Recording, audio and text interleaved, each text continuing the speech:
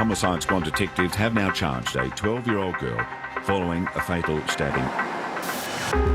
When a 12-year-old was charged with murder in November last year, it shone a spotlight on Victoria's child protection system.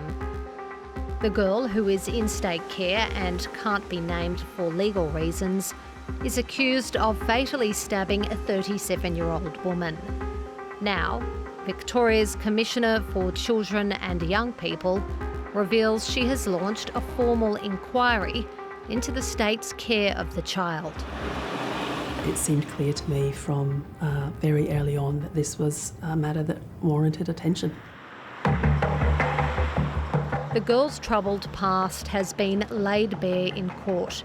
In the 3 years prior to being charged with murder, she was reported missing from care 275 times.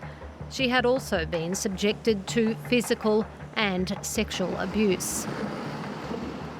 The state is a terrible parent, and when a child is parented badly, we can't expect anything positive to come out of that.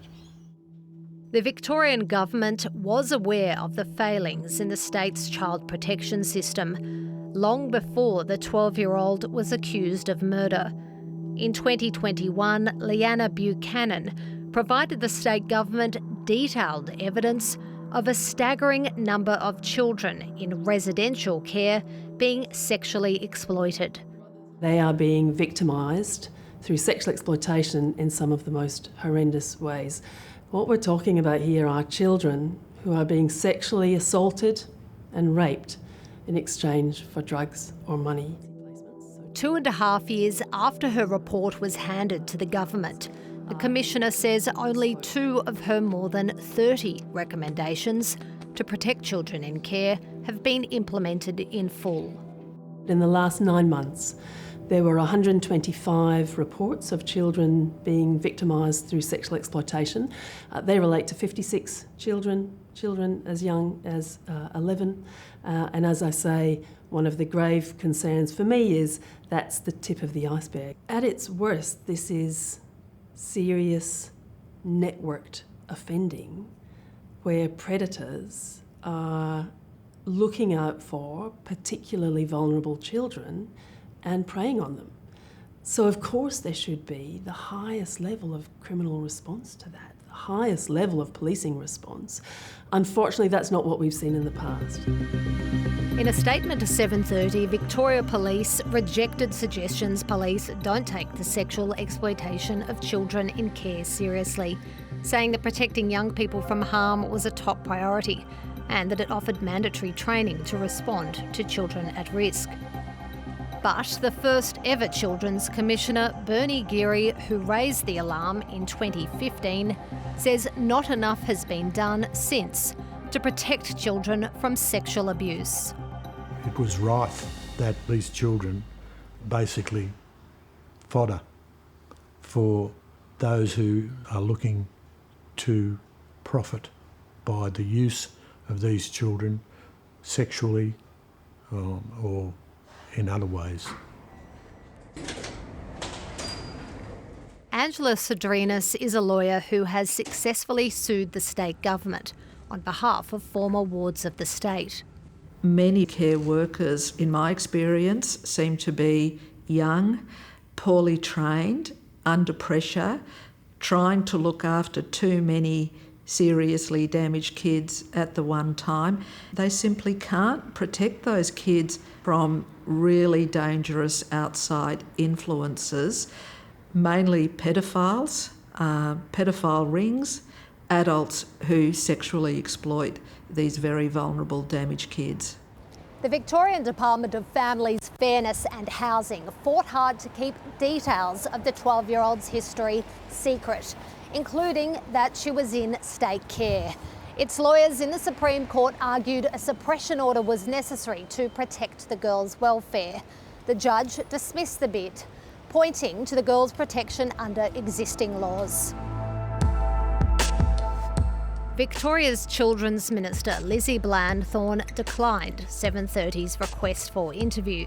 But in a statement, a government spokesperson said all allegations of sexual exploitation are referred to police. 730 also put questions to the minister last year in the midst of the legal battle to suppress the case. It appears that the department was very slow to act on the welfare concerns, but it's been very quick to act to try and suppress the details of this case. How do you explain that? Department of Families, Fairness and Housing, and certainly the child protection workers who are on the front line of a very difficult system day in, day out, are working to protect the best interests of the child. What I will say is that we're doing more than has ever been previously done to reform our child protection system. In the most recent budget, we invested $895 million in reforming our child protection system. The laws and the dynamics around secrecy, to a degree, protect the department, don't protect the child at all. When the department is the guardian or the legal parent, and it's about their own failings, inevitably there's going to be some arse covering, to put it bluntly, and that results in what I believe is a clear conflict. Angela Sodrinas regularly comes up against the secrecy of the department when investigating how the child protection system has failed her clients. Their motivation, I believe, in trying to protect themselves is that accountability comes at further cost. It's a way of avoiding legal liability because they will be sued. If it comes out, they will be sued.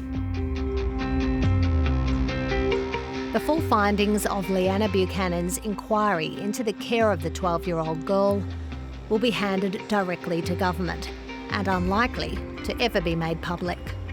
They are out of sight and out of mind, which means there's no pressure on government to prioritise better responses for these children.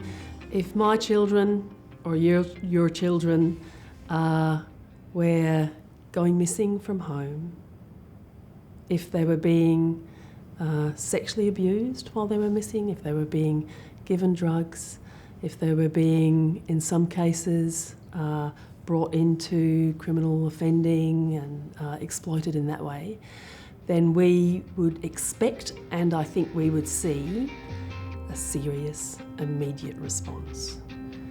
That's what we need for these children.